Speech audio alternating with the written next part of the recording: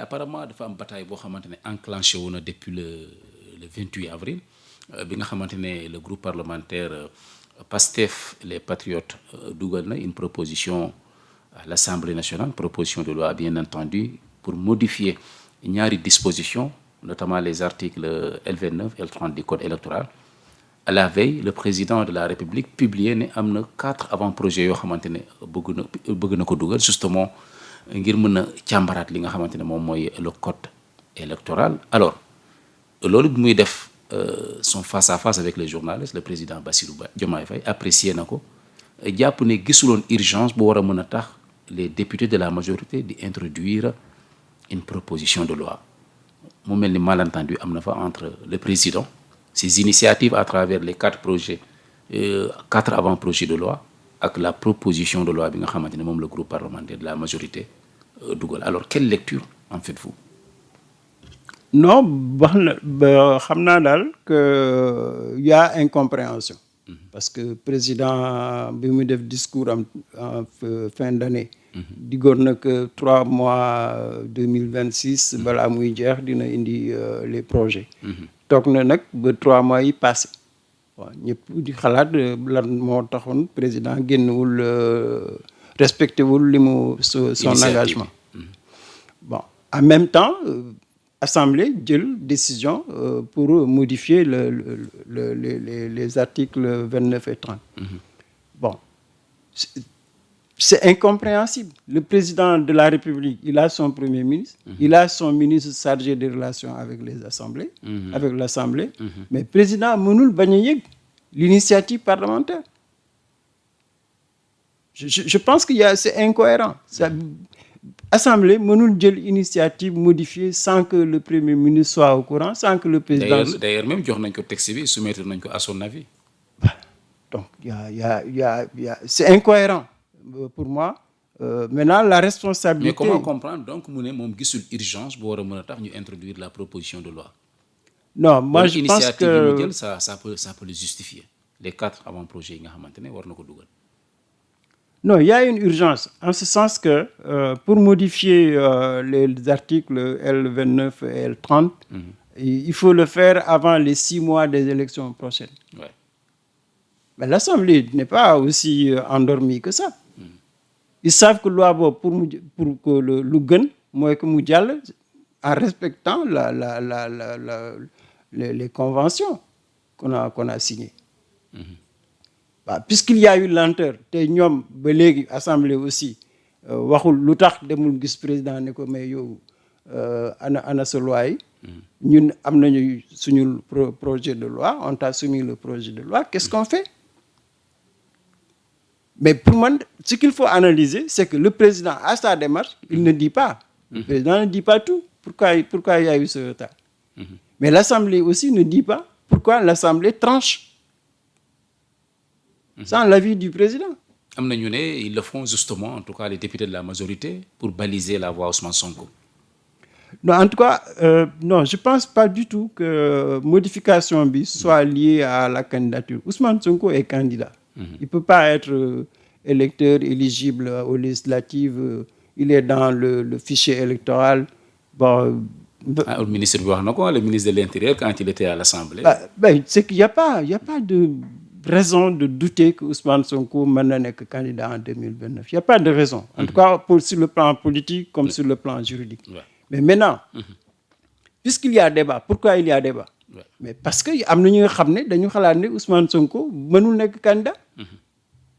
Mais parce que mënul am majorité di sàggan ba bàyyi ba débat boobu tombe ci kawam fekk am nañu possibilité dàq débat boobu. Da nga jàpp ne moo tax ñu anticiper. Mais loolu tax non amul beneen calcul. C'est la seule raison qu'ils se disent que ce débat-là on le vide définitivement.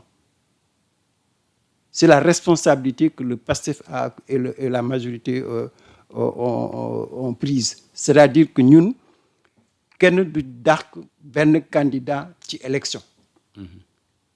Mais ça, tous les Sénégalais sont d'accord avec ça. On a exclu Karim, on a exclu Khalifa, on a exclu Ousmane Sonko. Ça nous a coûté 4 ans. Une tragédie. Yow nga am au pouvoir nga toog di nelaw ba loolu dabaat. Mais loolu, je pense qu'ils ont assumé leur responsabilité. Ils ne vont pas attendre le président pour ça. D'autant que, soo xoolee sur cette question, par exemple, de la tragédie, mais le président, il ne fait rien pour prouver que bëgg na régler problème boobu. C'est d'ailleurs la principale critique qu'on fait à l'égard du président.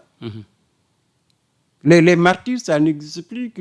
La tragédie, c'est pas sa préoccupation. La justice, il faut la respecter. Mais ça a créé un climat de suspicion. Mais Pastef mën na toog xaar lool. Ils ont pris leurs responsabilités. Maintenant, peut-être moi, ce que je reproche au Pastef, c'est qu'ils n'ont pas assumé. Ah bon? Non, mais il faut assumer. Assumer mooy lan mooy wax ne justement. Mais ça veut dire que tout simplement, on a éliminé Ousmane Sonko sur des raisons fallacieuses. On a eu des dizaines de morts. On nous a emprisonnés. Nous, on a le pouvoir, on a la confiance du peuple. On ne veut plus qu'on exclue un candidat à une présidentielle pour des raisons fallacieuses. Tu prends ta responsabilité et tu l'assumes. Alors, maintenant, la loi votée, adoptée, le groupe parlementaire de l'opposition Takku Wallu Sénégal dirigé par Maître Aïssata Tall Sall annoncé woon na def recours yóbbu ko fa nga xamante ne moom mooy le conseil constitutionnel ñu duppee ko recours en inconstitutionnalité. Par la suite bi ñu gis le président de la République Bassirou Diomaye Faye def critique et mettre ko ci posture bi nga xamante ne les députés de la majorité am nañ ko yàpp ne gisuñu urgence. Ils ont renoncé su ma nee ils ont renoncé ce sont les députés de l'opposition jàpp na rek waruñu interférer wu ci problème boo xamante ne c'est en interne au sein de PASTEF entre le président et les députés de la majorité. Alors voter une proposition de loi en est une chose, mais la promulgation ni président waxee ak le retrait des députés de l'opposition yi nga xam ne jëloon nañ initiative pour dugal recours, est-ce que du gën a enflammer la situation? Non, c'est sûr que... Ou tout simplement le président va promulguer? Non, moi, li ma la wax ça, c'est-à-dire que le président calcule, la majorité parlementaire calcule, l'opposition calcule. Tout le monde calcule. C'est des calculs politiciens. Je pense qu'il faut que nous nangu génn ci dans les calculs politiciens là. C'est ça qui amène les trahisons, c'est ça qui amène la suspicion. Mais de quoi s'agit-il? Parce que jël na ses responsabilités. Vote na sa loi. Bon, président, tu n'es pas d'accord, mais tu assumes. Tu dis que je ne suis pas d'accord. L'opposition vote contre la modification. Mais pour être conséquente avec elle-même, soit elle dit je fais un recours, ou soit je ne fais pas de recours. Il y a quand même quelques députés, les chefs de Alassane Sall, Pape Djibril Fall, ñoom ñoo des dans le cadre du recours. Mais l'écrasante majorité, notamment le groupe parlementaire Takku Wallu, ñoom jàpp nañ ne bëggatuñu dugg ci mbirum Pastef dañ leen di bàyyi ak seen problème. Mais c'est ça des calculs. Donc on n'est plus dans la République. La République, ce n'est pas des calculs d'intérêt. La République, c'est quelque chose, ils sont là, à Parlement,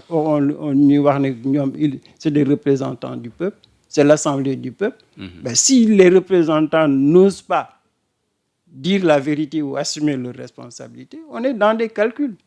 Et je crois que pour moi, honnêtement, il faut sortir de ça. Le président n'a wax sincèrement lu mu xalaat.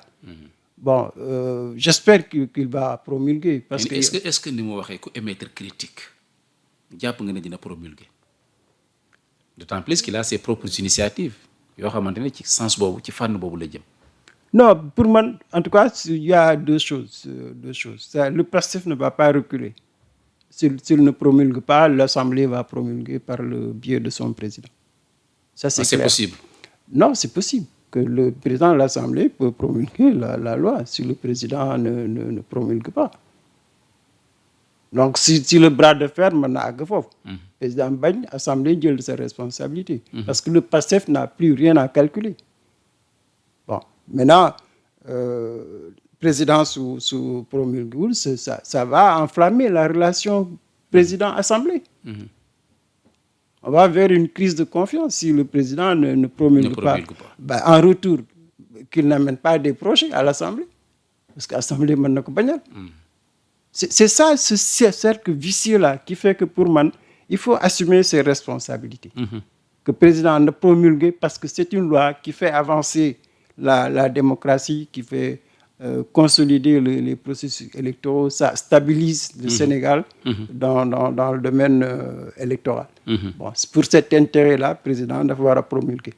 Maintenant, les divergences, il faut avoir le courage d'assumer les divergences. Que muy président, muy Pastef, muy opposition. Je crois